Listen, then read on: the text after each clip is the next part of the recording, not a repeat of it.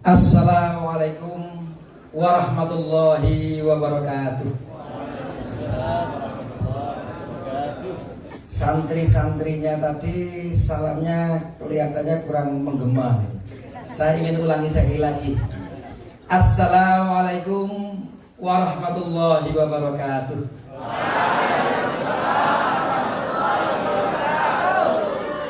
Ini baru jawaban yang mantap.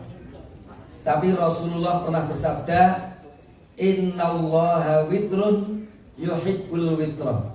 Allah itu ganjil dan menyukai yang ganjil. Maka supaya ganjil, saya tambah sekali lagi. Assalamualaikum warahmatullahi wabarakatuh.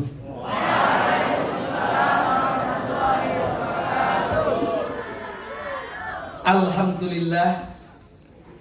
Alhamdulillahilladzi ja'alat taqwa libasas sholihin fatazawwadu bitta'ah wa qamu ala aqdamihim muntadhirina as-sa'ah khassahum min ibadi wa asma'ahum ladhidha khitabi wa waffaqahum lil muhafazati ala sholati wal jamaah. Ishtara minal mu'minina anfusahum wa amwalahum bi anna lahumul jannah ala ahsani bid'ah. Asyhadu an la ilaha illallah wahdahu la syarikalah wa asyhadu anna Muhammadan abduhu wa rasuluhu la nabiyya ba'dah. Allahumma shalli ala Muhammad wa ala alihi wa ashabihi ajma'in, amma ba'd. Yang kami hormati semua tamu-tamu undangan yang tidak bisa saya sebutkan satu persatu, yang kami cintai santriwan santriwati Pondok Pesantren Modern Darul Khair. Pertama, mari kita selalu panjatkan puji syukur kehadirat Allah Subhanahu wa taala atas segala nikmat yang telah diberikannya kepada kita semua, khususnya nikmat iman dan Islam. Santriwan santriwati sekalian yang berbahagia, kalian wajib yakin 100% bahwa nikmat iman, nikmat Islam itu adalah nikmat yang paling besar untuk urusan dunia dan akhirat kita. Karena dengan nikmat ini kita semuanya nanti hidup bahagia. Dan tanpa nikmat ini semua manusia akan menderita ketika sudah menuju akhirat. Maka mari kita jaga nikmat ini, jangan sampai pernah lepas dari kita. Kita juga wajib bersyukur kepada Allah Subhanahu wa taala karena sampai pagi hari ini, siang hari ini, sampai detik ini kita juga masih diberi nikmat Allah yang paling besar untuk urusan dunia kita, yaitu nikmat sehat. Karena tidak ada nikmat yang lebih besar untuk urusan dunia itu dibandingkan nikmat sehat.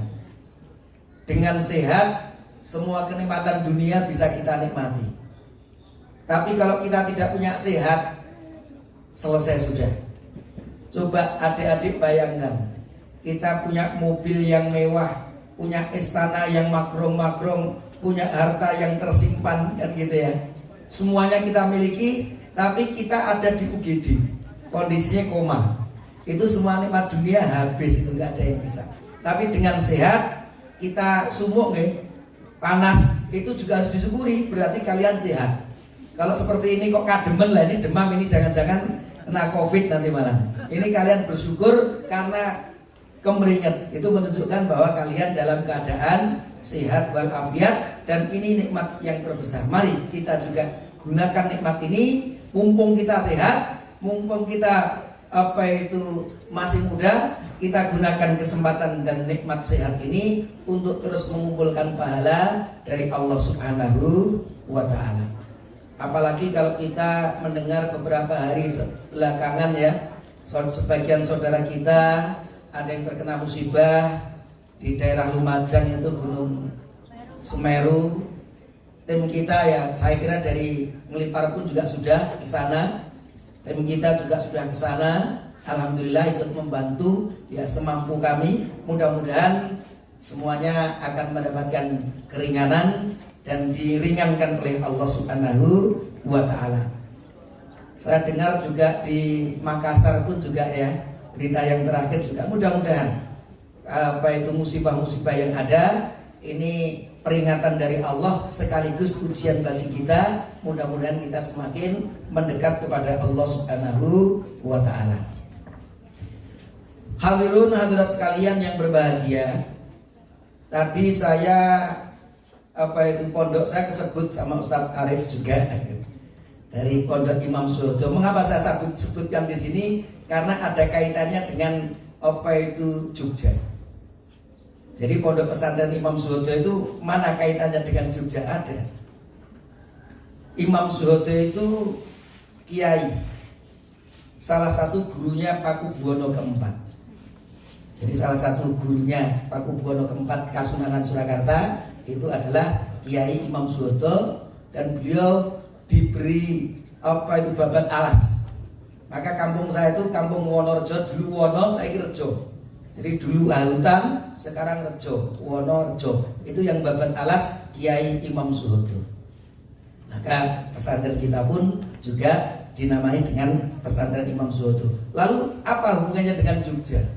Ternyata bapak-bapak ibu dari bapak saya itu saya mendapatkan silsilah keluarga kita, keluarga kami yang mayoritas di Wonorejo itu ternyata itu semuanya keturunan dari Mbah Imam Suhodo ini, dan Mbah Imam Suhodo ini keturunan keempat dari Hamengkubuwono kedua. Jadi Hamengkubuwono kedua ada dua nama di bawahnya, terus yang keempat itu Suhodo itu. Nah kita ternyata di kampung kita itu kebanyakan dari Suhodo yang ternyata juga ada hubungan dengan Hamengkubuwono kedua. Tapi saya nggak paham yang lain-lainnya, tapi silsilahnya demikian. Itu ternyata ada hubungannya dengan Jogja. Bapak-bapak, ibu-ibu sekalian yang berbahagia, juga santriwan-santriwati sekalian yang berbahagia, ya mudah-mudahan nanti kita bisa meluangkan waktu untuk memberikan tausiah kepada pengurus-pengurus IPM yang hari ini tadi kita saksikan sudah dilantik. Untuk periodenya saya tadi agak rancu tadi. Tadi ini kalau ditulis itu 2021-22, tapi yang tercatat itu 23. 23 ya? 2 tahun atau 1 tahun? 2 tahun? 2 tahun ya? 1 tahun ya? Tadi ada 23 atau 2, saya nggak tahu. Salah baca atau salah tulis saya nggak tahu. Tapi kalau tidak salah memang kalau ranting itu 2 tahun ya. Tapi ini ranting khusus. Kalau di pesantren itu kalau 2 tahun itu nanti kepengurusan kelas 5, 6 nanti kalau 2 tahun habis, nanti yang adik kelasnya nggak dapat bagian nanti untuk regenerasi. Maka biasanya setiap tahun berganti seperti itu. Ya mungkin ini yang ini 21, 22 ini 2021, 2022 karena di pesantren di pelajar biasanya 1 tahun lebih padat dari ranting biasanya yang 2 tahun, tapi kegiatannya jauh lebih padat dari ranting di luar ranting khusus pondok pesantren. Bapak-bapak, ibu sekalian yang berbahagia, santri-santri sekalian yang berbahagia, jadi temanya ini santri IPM. Saya bikin temanya ini kan cukup menggelegar ini, tapi saya sederhanakan, kalian itu santri IPM karena pengurus IPM tapi dari kalangan santri, supaya mudah diingat. Kalau orang Jawa itu senengane otak-atik gaduh, jadi diotak-atik supaya gaduh. Nah ini santri itu nek diotak-atik gaduh itu maknanya apa ya? Kalian santri pengurus IPM, karena tidak semua pengurus IPM itu santri. Nah, kalian di sini santri yang juga merupakan pengurus IPM, mestinya punya nilai lebih, harus punya nilai lebih. Saya bikin 2 otak-atik gaduh terkait dengan santri, supaya nanti mudah kalian ingat. Di otak-atik gaduh itu gampang diingat. Yang pertama, santri itu dari kata ahsan. Tri itu 3 bahasa Inggris ya. Maksake banget kelihatannya itu. Ahsan tri. Jadi mix antara bahasa Arab dengan bahasa Inggris. Karena biar keragamannya kan ada. Karena kadang-kadang sekarang ini keragaman itu kalau kita tidak hadapi dengan bijak itu menjadi memperuncing. Kadang-kadang orang-orang yang dianggap ke Arab-Araban tapi nggak pernah ke Inggris-Inggrisan ya. Kalau pakai dasi itu jadi ya ke Inggris-Inggrisan. Kalau pakai celana cingkrang itu ke Arabannya. Ini mudah-mudahan kita mix ini ahsan tri. Ini kita menggunakan bahasa Arab dan Inggris di mix supaya tidak ada apa itu salah paham di antara kita. Jadi tidak ada masalah. Itu keberagaman itu kalau kita hadapi dengan bijak itu baik. Ahsan tri. Ahsan itu artinya yang terbaik kan ahsan. Tri itu dalam 3 hal. Maka santri itu harus ahsan dalam 3 hal. Untuk menjadi santri itu kalau kalian belum ahsan dalam 3 hal, kalian belum menjadi santri. Yang pertama adalah ahsan hatinya. Hatinya itu ahsan. Setiap aktivitasnya selalu diniatkan untuk mencari ridha Allah Subhanahu wa taala. Al-ikhlas. Hatinya ahsan. Apapun, kemanapun kita berkegiatan, kita selalu mengikhlaskan kegiatan kita yang kita lakukan ini lewat hati kita untuk mencari pahala dari Allah Subhanahu wa taala. Yang kedua, ahsan di dalam lisan. Lisan kita juga yang ahsan. Jadi kalau kita gambarkan itu mestinya seperti yang digambarkan oleh Rasulullah. Seorang mukmin itu kamathalin nahlah. Seperti apa itu nahlah. Nahlah itu apa? Lebah. Jadi akalat thayyiban wa wadu'at thayyiban. Kan gitu kan? Jadi yang dimakan itu yang thayyib-thayyib, yang dikeluarkan pun juga madu.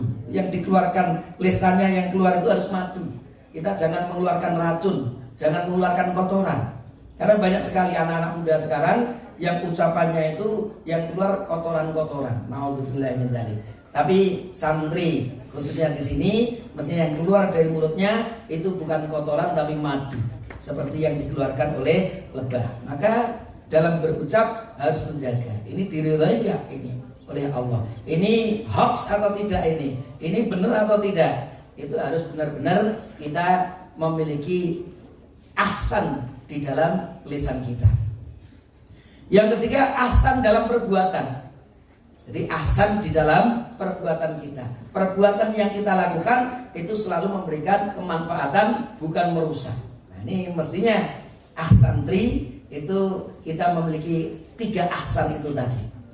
Ini untuk santri otak-atik gaduk yang pertama. Yang mudah-mudahan dengan memiliki 3 ahsan ini kalian menjadi santri yang matang. Kemudian saya otak-atik gadukkan lagi santri ini kalau ditulis dengan baik. Kemudian saya otak-atik gadukkan lagi santri ini kalau ditulis dengan bahasa Arab. Jadi kalau santri itu kalau ditulis dengan bahasa Arab itu apa? S itu berarti sin ya. Kemudian yang kedua kalau san itu yang kedua itu hurufnya nun. Tri itu berarti ada ta, ada ra ya saya tambah ya, nah, supaya lengkap. Santri, sin, nun, ta, ra dan ya. Ini supaya diingat sama santri. Karena apa itu menulis santri dengan bahasa Arab, lah ini akan saya gunakan untuk otak-atik gaduk yang kedua. Santri dimulai dari kata sin. Apa itu yang dimaksud dengan sin? Sin itu adalah satirul aurah. Apa itu satirul aurah? Satirul aurah itu artinya menutup aurat. Maka seorang santri dia harus benar-benar mampu menutup auratnya, menjaga auratnya. Artinya menjaga kehormatannya. Kalau beberapa saat yang lalu terdengar ada pondok pesantren yang kehormatannya rusak karena apa? Seorang ustadz yang tidak mampu menjaga kehormatan, yang mudah-mudahan itu tidak ada di pondok pesantren kita. Kalau ada di Imam Soto seperti itu langsung tidak SP dan langsung dikeluarkan. Kalau terkait dengan LGBT, terkait dengan apa itu kehormatan seperti itu kita sudah sampaikan, jangan sampai terjadi seperti itu. Karena santri itu harus satirul aurat, menjaga auratnya, menjaga kehormatannya. Maka saling menjaga, ini yang pertama harus dimiliki oleh seorang santri. Kalau laki-laki itu auratnya mana ya? perut, pusar sampai lutut. Begitu. Ada ikhtilaf memang di kalangan ulama. Saya cenderung bahwa aurat laki-laki itu dibagi dua.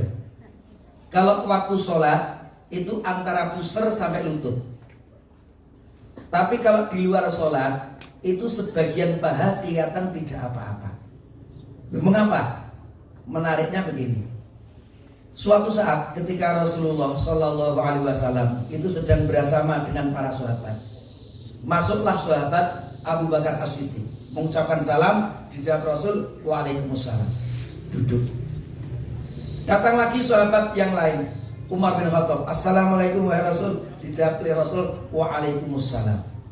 Tapi yang ketiga datang sahabat Utsman bin Affan, assalamualaikum wahai Rasul. Ternyata Rasul menutupkan sebagian paha beliau yang terbuka, tersingkap, tutup, baru waalaikumsalam. Jadi dua sahabat yang pertama Rasul langsung jawab, tapi ketika Utsman bin Affan mengucap salam, Rasul langsung menutup sebagian paha beliau yang tersingkap, kemudian mengucapkan salam. Ternyata kasus ini diperhatikan benar oleh istri beliau yaitu Aisyah. Sehingga Aisyah bertanya, wahai Rasul, mengapa ketika Abu Bakar Umar mengucapkan salam engkau biasa saja, begitu Utsman kok engkau tutup itu yang tersingkap sedikit dari paha engkau itu? Maka Rasul menjawab, wahai Aisyah, yang namanya Utsman itu jangankan kok saya, malaikat saja malu kepadanya. Itu Rasulullah Sallallahu Alaihi Wasallam. Tapi pelajaran yang kita ambil apa? Di luar sholat ini tadi kan. Jadi Rasul sedang bersama para sahabat tadi, di luar sholat tersingkap sebagian paha beliau. Ternyata Abu Bakar dan Umar pun tidak di apa-apa. Ini menunjukkan sebenarnya nggak ada masalah. Yang penting ya jangan kemudian mentang-mentang sebagian paha nyantut ya pakai celana pendek yang ketat, ya tidak. Ya paling tidak separuh paha itu sudah tertutup. Itu untuk di luar sholat. Karena di dalam hadis yang lain ketika Rasul berperang itu juga sebagian paha beliau itu tersingkap, jadi tidak ada masalah. Itu untuk laki-laki. Tapi kalau di pesantren peraturannya pakai kerining, itu tentunya lebih menjaga aurat kita.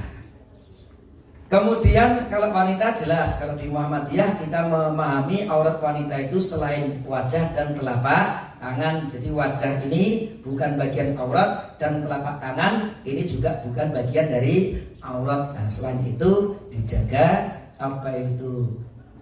auratnya supaya kita terjaga kehormatan kita.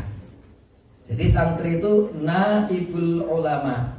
Santri itu wakilnya para ulama yang akan mewakili para ulama. Maka kalian-kalian ini nanti paling tidak di awal-awal itu, nanti kalau Ustadz Arif diundang kemana setelah terlalu sibuk nggak ada waktu, nanti mewakilkan santri-santri yang terbaik, kamu mewakili saya, kamu mewakili saya. Itu dulu seperti itu juga. Dulu waktu saya SD itu saya diajak bapak saya kemana-mana, isi pengajian tuh ya kuntul aja ikut, itu memperhatikan suasana begitu. Lama-lama kalau udah bisa, karena mondok disuruh ganti. Ini saya nggak bisa ngisi pengajian, kamu yang ganti. Memang asalnya nanti mengganti peran yang sudah sepuh-sepuh, pengurus-pengurus PDM yang sekarang sudah sepuh-sepuh. Ini nanti sebentar lagi sudah tidak mampu kemana-mana lagi. Siapa yang akan mewakili kalian nanti para santri ini? Maka kalian disebut naibul ulama, akan menjadi wakilnya para ulama-ulama. Maka apa itu harus kalian persiapkan sebagai wakil, harus mempersiapkan diri. Memang ada istilah al-ilmu qoblal amal. Ilmu itu harus utamakan dari amal. Ilmu dulu dikuasai, baru dari ilmu yang dikuasai itu kita beramal. Karena santriwan-santriwati yang berbahagia di dalam beramal ini untuk mendapatkan akhirat itu berbeda dengan ujian. Kalau orang ujian multiple choice gitu ya, ujiannya A, B, C, D, orang ngerti jawabannya, semua ki jawabannya, wes pokoknya aku baca D. Kira-kira bisa benar nggak itu jawabannya? Bisa benar, kalau benar juga ada nilainya itu. Tapi kalau di dalam beragama, kalau kita untuk mencari akhirat itu raiso. Kita tanpa ilmu tak ada gadok itu benar tidak benar dianggap tidak benar kalau kita tidak punya ilmu. Maka harus punya ilmunya dulu, baru setelah ilmunya ada kita beramal itu menggunakan ilmu yang sudah diatur oleh Allah Subhanahu wa taala. Maka al-ilmu qoblal amal.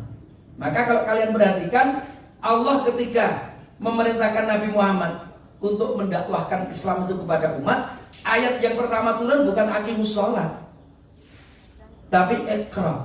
Apa itu belajar tadi? Ada hubungannya dengan nun wal qalam tadi. Iqra, bacalah. Bacalah itu dia mempelajari, belajar, menuntut ilmu. Karena begitu mengenal Allah, ma'rifatullah, ketika diperintah sholat, oh saya harus menghadap Allah subhanahu wa ta'ala. Lah kalau kita belum mengenal Allah, tahu-tahu suruh sholat, menghadap siapa? Bingung kita nanti. Nah itulah al-ilmu qoblal amal. Ilmu dulu dikuasai, nanti kita beramal itu berdasarkan ilmu yang sudah kita kuasai dan kita miliki dengan benar ini. Nah, itulah pentingnya al-ilmu qoblal amal. Santriwan santriwati sekalian yang berbahagia, jadi sudah satirul aurah. Nun itu tadi apa? Naibul ulama. Yang tak sekarang, tak tarikul ma'asi, meninggalkan kemaksiatan. Ini untuk anak muda itu penting, meninggalkan kemaksiatan ini. Karena kalau nasihat Imam Al-Ghazali itu, kalau anak muda itu harus menguatkan takutnya. Tapi kalau sudah sepuh, yang dikuatkan berharapnya. Ar-raja wal khauf ini. Sehingga anak-anak muda itu khaufnya harus dikuatkan daripada ar-rajanya. Tapi kalau sudah sepuh-sepuh, yang dikuatkan ar-raja, al-khaufnya dikurangi. Karena itu untuk ketenangan jiwa. Jadi kalau anak-anak muda itu rojaknya yang kuat, itu nanti maksiat urusan belakangan akhirnya begitu loh. Kan dia muda itu masih panjang kan, urusan belakangan ini khaufnya kurang. Tapi kalau khaufnya kuat, ini nanti bisa masuk neraka ini. Saya berzina, waduh neraka ini. Nah, kalau khaufnya muncul, insya Allah kalian akan bisa terjaga atau jauh dari kemaksiatan. Tapi kalau sudah sepuh ya jangan banyak khaufnya, diperbanyak harapannya. Meskipun kita banyak dosanya, tapi dengan apa itu ibadah kita, amal kita yang bismillah kita sudah niati untuk mencari Allah, mudah-mudahan Allah memberikan rahmatnya, memberikan maghfirahnya kepada kita semua. Jadi ini ada keseimbangan. Anak-anak muda kuatkan khaufnya. Kalau kita menguatkan khaufnya, insya Allah kita mau beraktivitas itu yang penting orang menjadikan kita masuk neraka. Nah, seperti itu insya Allah kita punya rambu-rambu, sehingga pasti kalau kita sudah punya rambu seperti itu, kita akan terjaga dari bermaksiat kepada Allah Subhanahu wa taala. Karena pernah Rasulullah ditanya, su'ila an aktsari ma yudkhilun nasa al jannah. Rasul pernah ditanya tentang apa yang paling banyak menjadikan manusia itu masuk surga itu apa? Ternyata dijawab oleh Rasul, taqwallah wa husnul khuluq. Takwa, taat kepada Allah, wa husnul khuluq, dan memiliki akhlak yang baik, akhlak yang dicontohkan oleh Rasulullah. Akhlak yang benar bagaimana? Akhlak yang dicontohkan Rasul. Aisyah berkata, kana khuluquhul Quran. Rasulullah itu akhlaknya adalah Al-Quran.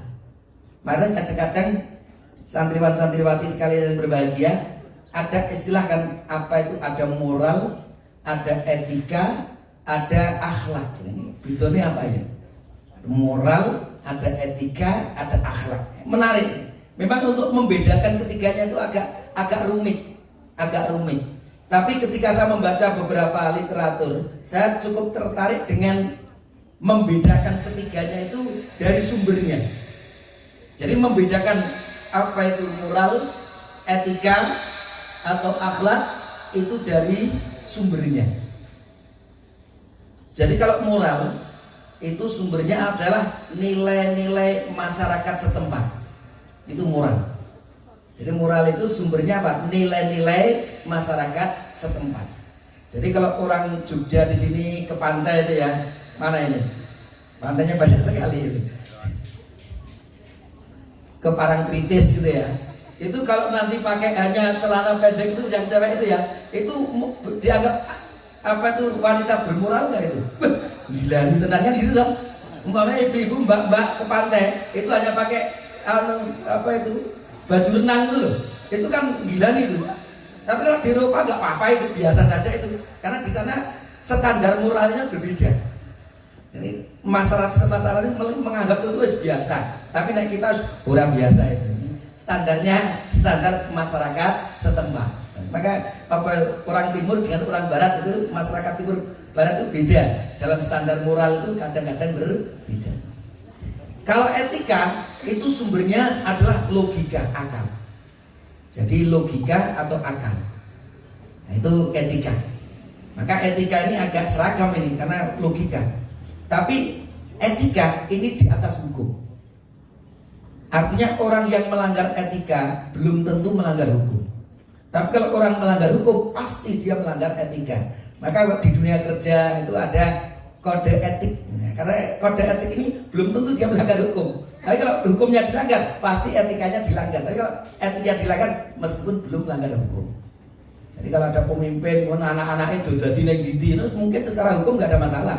Tapi mungkin secara etika kok kita rapati etis, ya itu etis masalahnya itu, bukan masalah apa itu hukum, tidak melanggar hukum, tapi etikanya saja yang kurang terap. Lah kira-kira seperti itu. Lah kalau akhlak ini sumbernya adalah Al-Quran dan As-Sunnah. Kalau sudah menggunakan, lah makanya kalau moralnya moral Islam itu moral tapi sumbernya dari Al-Quran dan As-Sunnah. Etika Islam etika tapi sumbernya dari Al-Quran dan As-Sunnah. Maka ini kita sebut dengan istilah al-akhlak. Nah, ini apa itu? Ini hanya sekedar apa itu kajian-kajian, masih bisa diperdebatkan, masih bisa didiskusikan. Jadi santri tadi apa? Sinnya itu satirul aurah, nunnya itu naibul ulama, kemudian taknya itu tarikul ma'asi. Tadi ditanyakan apa yang paling banyak menjadikan orang masuk surga? Taqwallah wa husnul khuluq. Bertakwa kepada Allah dan memiliki akhlak yang baik, yang mulia. Maka bahkan Rasul pun ketika apa itu suatu saat pernah bersabda, innama bu'itsu liutammima makarimal akhlak. Sesungguhnya aku ini diutus oleh Allah hanya untuk menyempurnakan akhlak. Akhlak yang benar kepada Allah, bagaimana akhlak kepada Al-Quran. Kalau kita tahu Al-Quran firman Allah tapi kita menentang Al-Quran, punya akhlak enggak? Enggak punya. Kalau kita meyakini Nabi Muhammad itu adalah utusan Allah, ini wakilnya Allah yang diutus oleh Allah menyampaikan wahyu dari Allah, kok kata-katanya kita tolak, itu kita punya akhlak enggak terhadap Rasul kita? Enggak punya akhlak. Itulah akhlak luar biasa. Akhlak kepada Allah, akhlak kepada Al-Quran, akhlak kepada Nabi Muhammad, akhlak kepada sesama, akhlak kepada diri sendiri. Kalau kita tahu berbuat zina itu menyebabkan kita berdosa besar, bisa masuk neraka, kok kita lakukan, itu zalim enggak terhadap diri sendiri? Zalim itu, maka dia tidak punya akhlak terhadap dirinya sendiri. Itu maka harus punya akhlak terhadap dirinya sendiri. Kepada sesama muslim, kepada orang tua, kepada anak, kepada tetangga, sesaudara, bahkan kepada yang non muslim pun agama kita sudah mengajarkan bagaimana kita memiliki akhlak yang baik terhadap mereka, bahkan terhadap alam, terhadap hewan, itu sudah diajarkan. Maka itulah Rasul, innama bu'istu liutammima makarimal akhlak. Sesungguhnya aku diutus oleh Allah hanya untuk menyempurnakan akhlak. Karena kalau akhlak yang mahal luas ini kita pahami dengan baik, insya Allah menjadi manusia yang terbaik di sisi Allah Subhanahu wa ta'ala. Kemudian pertanyaan sahabat tadi dilanjutkan, wa su'ila an aktsari ma yudkhil nasa an-nar. Rasul juga ditanya, wahai Rasul, apa ya perkara yang paling banyak menjadikan orang itu masuk neraka? Sing kayak menyebabkan kebanyakan manusia masuk neraka itu apa? Ini yang harus kalian jaga juga. Apa jawaban Rasul? Al-fam wal farj. Dua hal itu. Al-fammu wal farju. Al-fam itu mulut. Dan maka tadi sudah di awal saya katakan asantri itu asanul lisan, asan dalam masalah lisan itu mulutnya kita harus menjaga. Karena banyak sekali terjadi pembunuhan perang itu dimulai dari mulut. Kalau yang berperang sing kelah itu saya dengan Ustaz Arif paling guru teman-teman. Tapi kalau yang apa itu adu mulut itu presiden kita dengan presiden negara mana kan gitu, itu sama-sama punya kekuatan senjatanya, akhirnya terjadi perang itu biasanya dimulai dari mulut juga itu, ribut, oh nggak bisa diselesaikan, akhirnya senjata keluar. Maka mulut itu harus benar-benar kita menjaga. Maka sebagai seorang muslim yang harus keluar dari mulut kita yang baik-baik, yang menenteramkan, yang menyatukan, bukan yang memecah, bukan yang membuat onar dan lain sebagainya. Ini yang harusnya kita. Yang kedua, al-faris tadi sudah saya sampaikan, itu masalah kemaluan. Ini juga ternyata banyak yang menjadikan seseorang itu masuk neraka. Maka mudah-mudahan mari kita jaga mulut kita, maka kita jaga kemaluan kita, kehormatan kita. Mudah-mudahan dengan menghindari dua hal itu tadi, artinya terhindar dari kemaksiatan lewat dua hal tadi, insya Allah kita banyak harapan mendapatkan surga Allah Subhanahu wa Ta'ala. Santri itu sudah tak, ini roknya. Roknya itu apa? Ra'isul ummah. Ra'isul ummah itu pemimpinnya umat. Jadi santri ya mestinya harus jadi Ra'isul ummah. Bahkan kalau kalian ketahui Khulafaur Rasyidin, sahabat Abu Bakar, sahabat Umar, sahabat Utsman, sahabat Ali, itu bukan orang awam, itu orang alim semuanya itu. Jadi itu santri-santri juga bahasa kita itu. Santri yang menjadi pemimpin, bayangkan itu. Jadi mereka tidak hanya sekedar pantas untuk memimpin untuk dunia, dia juga pantas untuk memimpin sholatnya. Bahkan ketika para sahabat waktu itu, mengapa kok yang dipilih itu Abu Bakar As-Siddiq? Karena ketika Rasul sakit, itu Rasul sering meminta Abu Bakar As-Siddiq untuk menggantikannya menjadi imam. Maka para sahabat langsung mengukur, ini untuk urusan akhirat kita, Nabi Muhammad menyerahkan kita kepada Abu Bakar. Pantaslah kalau urusan dunia kita itu kita serahkan kepada sahabat Abu Bakar. Itu gampang saja cara berpikirnya itu. Jadi Abu Bakar itu ya Ra'isul ummah, benar. Dia seorang alim tapi juga menjadi seorang pemimpin. Nanti kalau pemimpin itu orang-orang yang alim ini, insya Allah akan menjadi lebih baik lagi untuk Indonesia khususnya ke depan. Maka mari santri-santri tadi menjadi generasi-generasi, silahkan kalian mewarnai Indonesia ini mudah-mudahan dengan warna yang semakin sejuk, dengan warna yang semakin diridhai oleh Allah Subhanahu wa Ta'ala. Karena juga ilmu itu dicabut oleh Allah itu dengan tidak kemudian orang yang berilmu ilmunya dihilangkan, dicabut oleh Allah, tidak. Dalam hadis disebutkan kan, innallaha la yaqbidul ilma intiza'an yantazi'u minal ibadi. Kan gitu. Allah ketika ingin mencabut ilmu itu bukan ilmunya dicabut dari seorang hamba. Walakin yaqbidul ilma biqabdil ulama. Tapi Allah akan mencabut ilmu itu dengan mewafatkan para ulama. Hatta idalam yubki aliman, sehingga kalau tidak ada satupun yang alim memahami, tidak ada ulamanya satupun, ittakhadhan nasu ru'usan juhalan, maka manusia itu akan memilih pemimpin-pemimpin yang bodoh, tidak tahu ilmu. Fasu'ilu, maka ketika mereka ditanya, fa'aftau bi ghairi ilmin, mereka menjawabnya tanpa ilmu, fadhallu wa adhallu, maka akan sesat dan juga menyesatkan. Ini peringatannya dari Rasulullah Sallallahu Alaihi Wasallam. Maka sekali lagi, al ilmu qabla al amal. Jadi para pengurus IPM tadi di ma'had ini dilengkapi dengan ilmu yang luar biasa, tafakufitin yang luar biasa. Nanti insya Allah ilmu yang sudah diambil dari ma'had ini akan bisa diterapkan untuk merubah peradaban, memperbaiki peradaban yang kurang. Bapak-bapak, ibu sekalian yang berbahagia, yang terakhir tadi yusilul khaira ilal ghair, menyampaikan kebaikan itu kepada orang lain. Karena khairun nasi anfa'uhum linnas. Kalau kita sudah punya ilmu, punya kebaikan dalam diri kita, kemudian kita ajarkan kepada orang lain, tularkan kepada orang lain kebaikan-kebaikan itu, maka itu akan menyempurnakan kebaikan kita sebagai hamba Allah Subhanahu wa Ta'ala. Hadirin sekalian yang berbahagia, mohon maaf kalau terlalu panjang yang saya sampaikan, dan terima kasih atas segala perhatian. Aqulu qauli hadza wa astaghfirullah li wa lakum. Wassalamualaikum warahmatullahi wabarakatuh.